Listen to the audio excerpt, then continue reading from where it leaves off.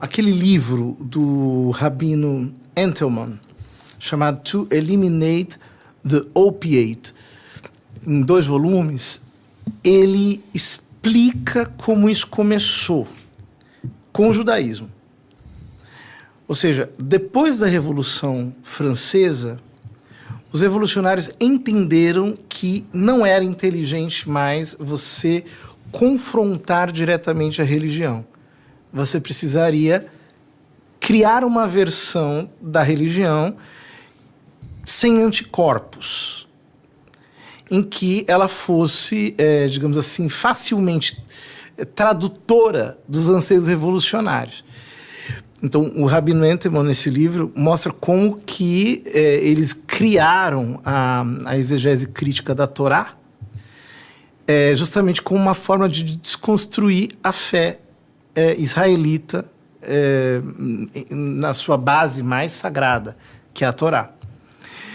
Depois disso, acabou, digamos assim, através da teologia protestante liberal, no século XIX, se infiltrando também na Igreja Católica, e produzindo aquilo que São Pio X perseguiu como movimento modernista, como uma seita modernista, né?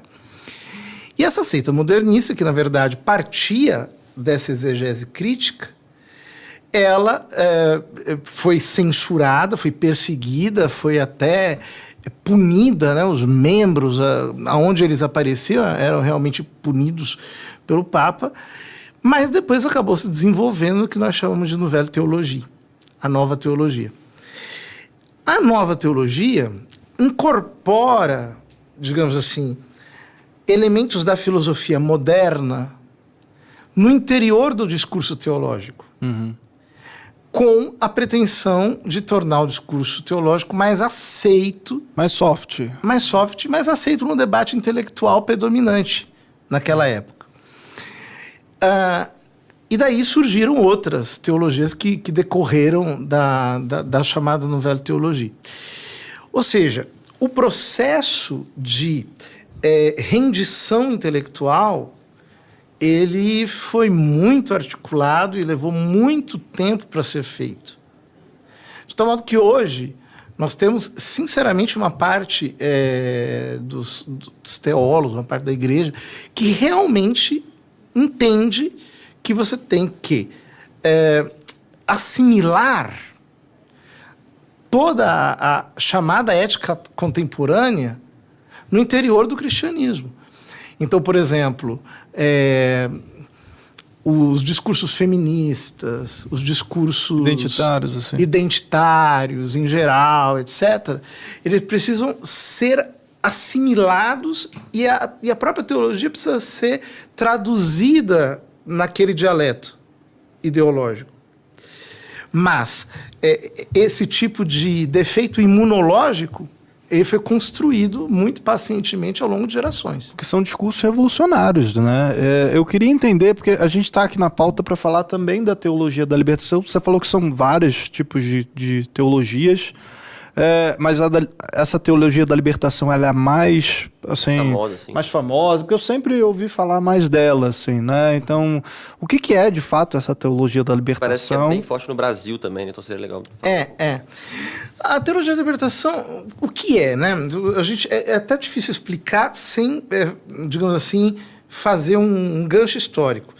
A Nouvelle Teologie, ela foi sintetizada por um teólogo chamado Karl Rahner, que era heideggeriano e que, digamos assim, incorporou a metafísica do Heidegger como pressuposto da teologia dele. Vocês sabem que o Heidegger ele fez uma síntese entre o ser e o tempo, mostrando que o ser é uma categoria dinâmica. Bom, o Karl Rahner, no fundo, mostra como o ser divino está se revelando no devir histórico, naquilo que vai acontecendo.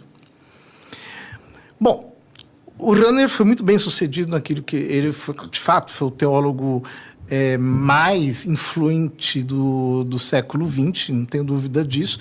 Mas um dos alunos dele, que era o Johann Baptist Metz, rompeu com ele, justamente porque dizia que o Rahner era muito teórico ele não ia para a praxis. Então, o Metz criou a chamada teologia política. O Metz era amigo, por exemplo, do Walter Benjamin, da Escola de Frankfurt. E, justamente, a teologia política do Metz é, por assim dizer, a base, é a essência da teologia da libertação.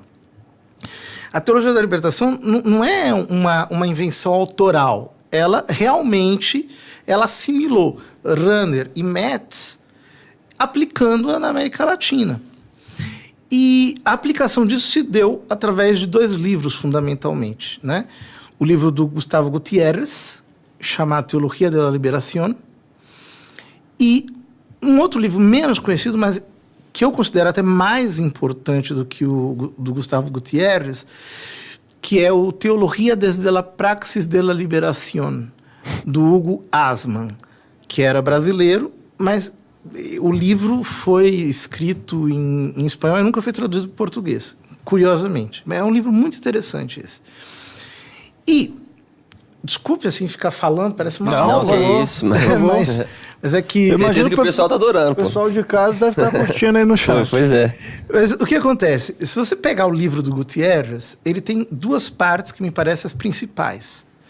Na primeira, ele define a tarefa da teologia. Ele diz, olha, a teologia tem uma história, uma primeira fase, que é a fase sapiencial, que é a fase dos santos padres, uma segunda fase, que é a fase sistemática, que é dos doutores eclesiásticos, e a terceira fase que ele está inaugurando, que é a da teologia crítica.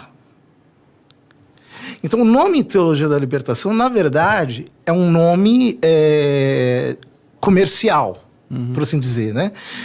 Ela, na verdade, é uma teologia crítica. Então, ele redefine a tarefa da teologia como a de ser crítica dos seus próprios fundamentos. É legal que o próprio nome, né, esse lance da terminologia é interessante, né, da própria etimologia dos termos, né, porque teologia crítica já remete a algo totalmente revolucionário, né? Sim. A teoria crítica do Horkheimer, né? E, então, vocês vejam, ele diz que a teologia tem como tarefa redefinir criticamente as suas fontes. Isso é um absurdo. Por quê? Porque quais são as fontes da teologia? A Sagrada Escritura, a tradição e o magistério. Então, se a teologia vai rediscutir criticamente as suas fontes com base nos condicionamentos históricos, políticos, econômicos, de luta de classes, etc., então você relativizou a teologia assumindo uma metanarrativa que faz com que todos os dados, inclusive a Sagrada Escritura, seja interpretada em função da luta de classes e assim por diante. E a segunda parte do livro do Gutiérrez, ele mostra, no fundo, qual que é a finalidade da teologia da libertação. Ele diz que a história da igreja teve 3 fases. A primeira fase é a do agustinianismo político, em que você tem cidade de Deus e cidade dos homens. A segunda fase é a que ele diz, em que depois da Revolução a igreja quis criar uma espécie de sociedade inspirada nos valores cristãos, um mundo secular, mas, digamos assim, cristianamente inspirado. E a terceira fase, que é a que ele vem implementar, é no qual a igreja vai se redefinir a partir do mundo. Não é mais ela que vai redefinir o mundo, não é ela que mais vai tentar ensinar o mundo, mas ela vai aprender do mundo. Ela vai, digamos assim, acolher os valores do mundo dentro dela. Então, esses 2 elementos são chaves para entender a teologia da libertação. Porque as pessoas, por exemplo, falam assim, que a teologia da libertação ela é uma síntese entre marxismo e teologia. Não é bem isso. É um novo modo de pensar a teologia mesmo. De modo crítico em relação às suas fontes, porque enxerga que todo discurso que não for, digamos assim, depurado por uma análise econômica, social, dos interesses de classe, etc., tal, é ingênuo. Então, ela precisa ser crítica da sua própria base, do seu próprio fundamento, mas com qual finalidade?